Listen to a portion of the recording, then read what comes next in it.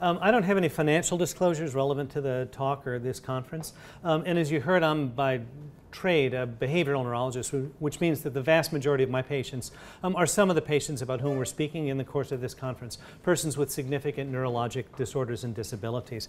And I'm a clinical medical ethicist, so that gives me a certain vantage point on this. And then mostly I'm a medical educator, so that I'm the immediate past president of the Professors of Child Neurology, which is all of the academic departments in child neurology in the United States. I serve on the graduate education subcommittee of the American Academy of Neurology. So I'm very concerned about the education of the next generation of neurologists in America. And then I also have just been appointed to the Accreditation Council for Graduate Medical Education, where we actually approve various training programs. So I worry a lot about the future. And I have to acknowledge the fact that I greatly thank the organizers for giving me the opportunity to talk about something that keeps me up at nights. It's always nice to share the wealth with your colleagues.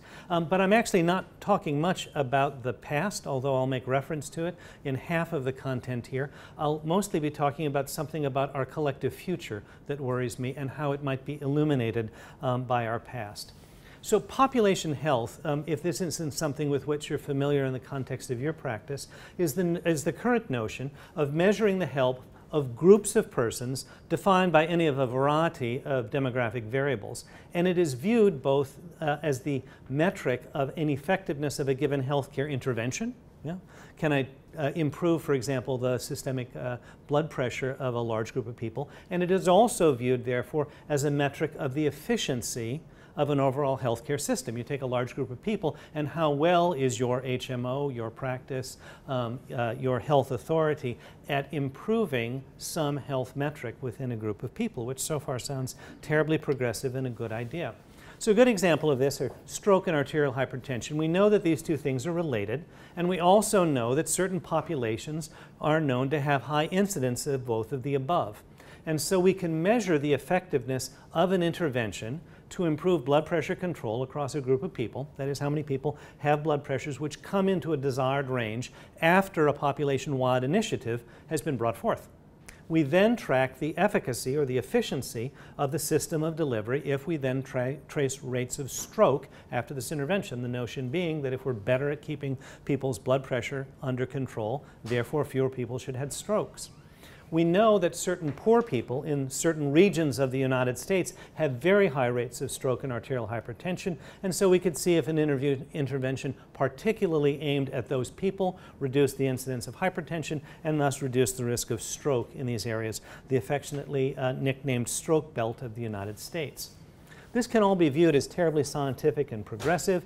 We therefore don't sit in our offices and bemoan what comes to a group of unfortunate patients, but we can see if we materially improve the health of a whole population. Our intervention, therefore, is not measured one patient at a time, but across a group of patients. This can also be used, as it is now in the United States, to drive a system economically. Various insurance carriers in the United States now write contracts for whole groups of patients that are called shared risk contracts. And if you've ever participated in one of these as an American physician, you wonder who's sharing the risk, because it all seems to come on us.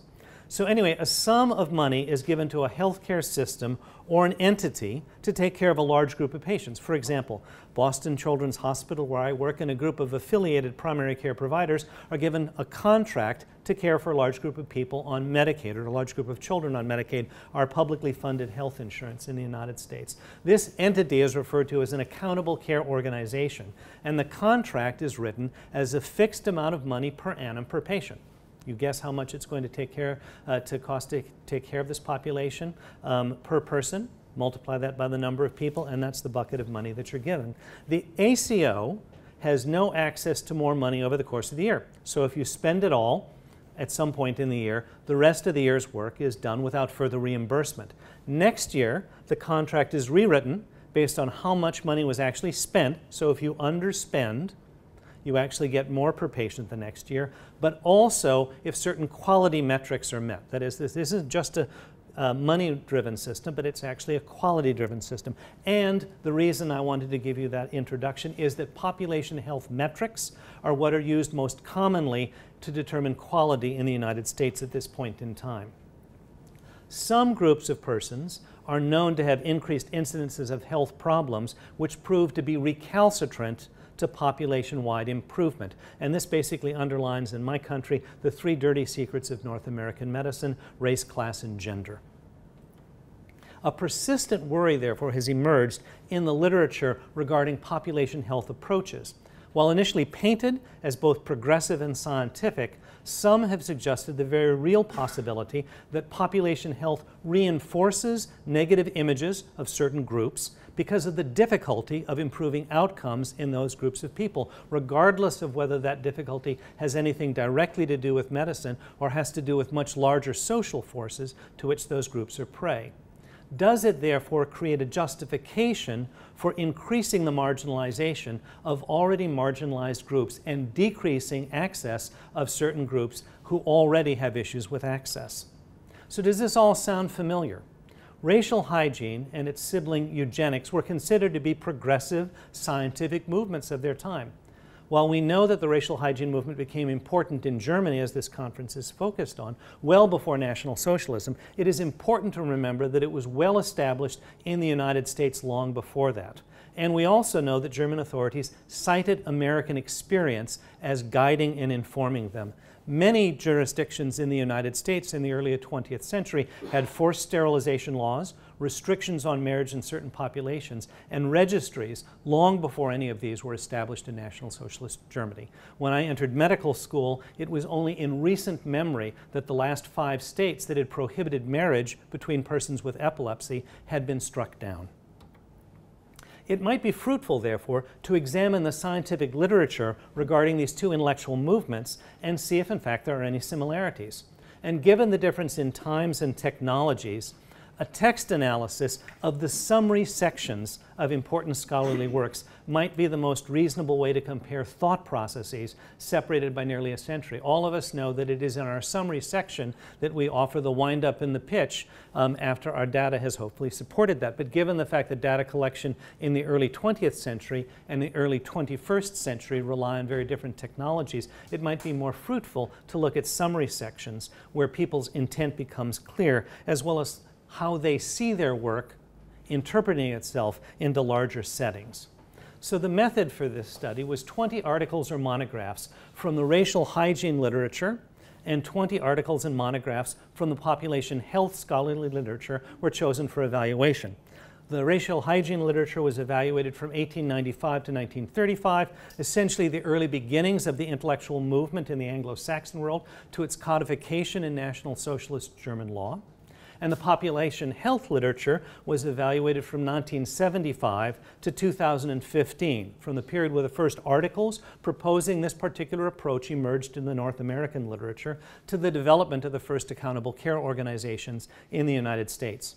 And articles were chosen based upon citation frequency. That is, these were the groups of the 20 most frequently cited works by other scholarly authors. So how is it that the field is speaking to itself, and who does it itself view as an authority? We may question that, that technology, and I'm happy to discuss that later.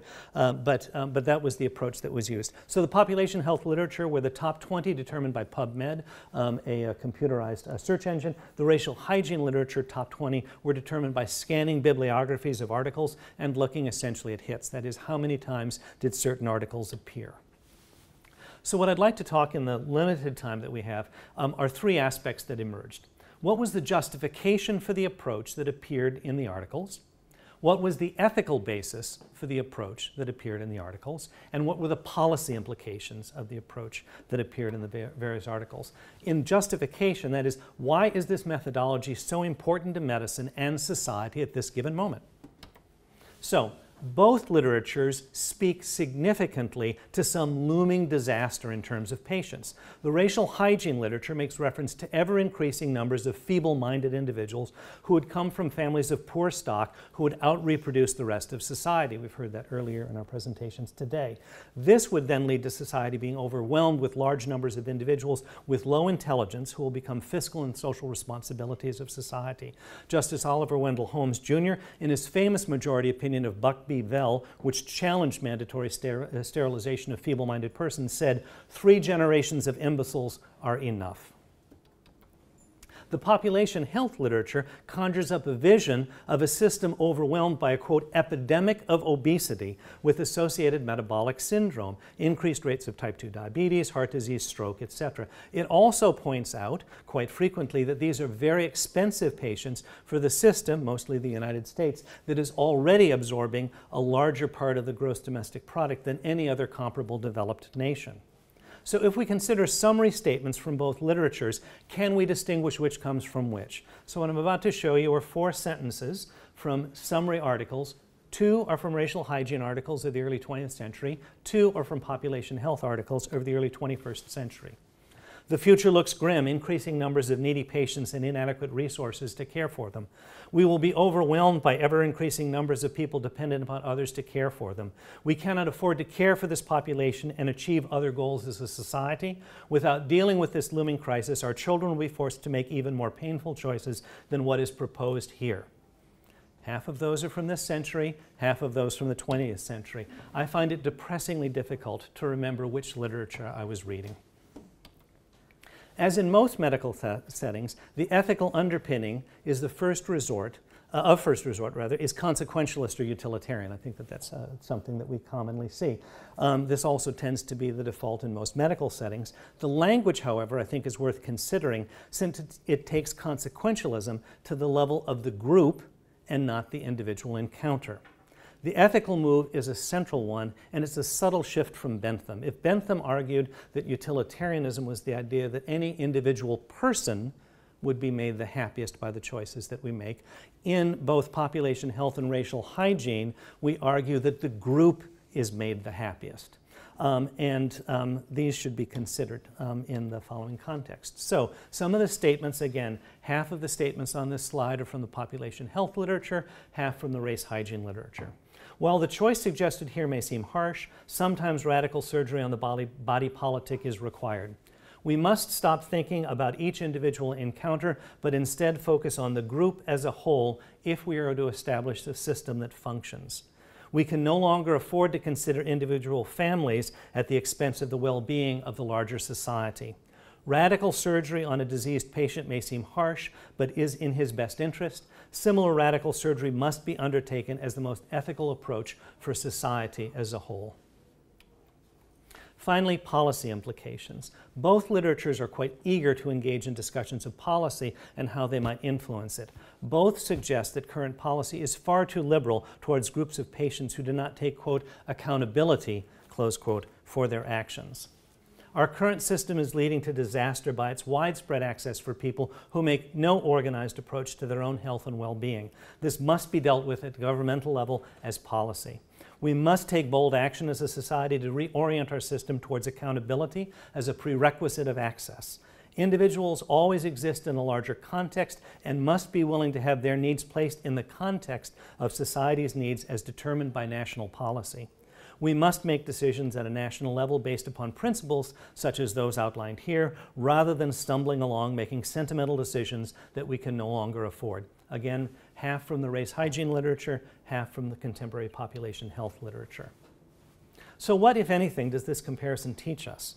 That is, are there any lessons that we can draw from this that should inform our work? So if we think that race hygiene and eugenics were embraced as a new and more scientific approach compared to sentimentalism and dogma of a previous era, it was generally felt that in a highly evolved system imbued with the traditions of academic discussion and peer review, this couldn't possibly leave the bounds of what society should do. And if we consider the members of the American eugenics movement, its luminaries are still by and large remembered as heroes of American medicine and public health. Margaret Sanger, the Rockefeller Foundation, William Lennox in my own field of neurology. The German medical establishment, which embraced the same doctrine, was quite correctly viewed as the most advanced scientific medical system in the world. All these things did not prevent that movement from going quite horribly outside the bounds of decency.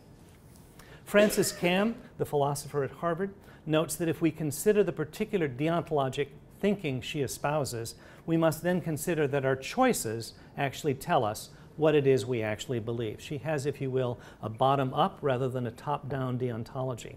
If we examine the moral choices we make, those reveal our moral reasoning far more accurately than what it is we profess to believe. So if we go back to the arguments cited in the text analysis, and we have trouble distinguishing between racial hygiene and population health arguments, where does that leave us? And if the moral choices espoused by racial hygiene ultimately led to a series of actions that we now view as reprehensible, then Kamm would argue that those choices and their outcomes tell us what the belief system actually was and not what it professed to be.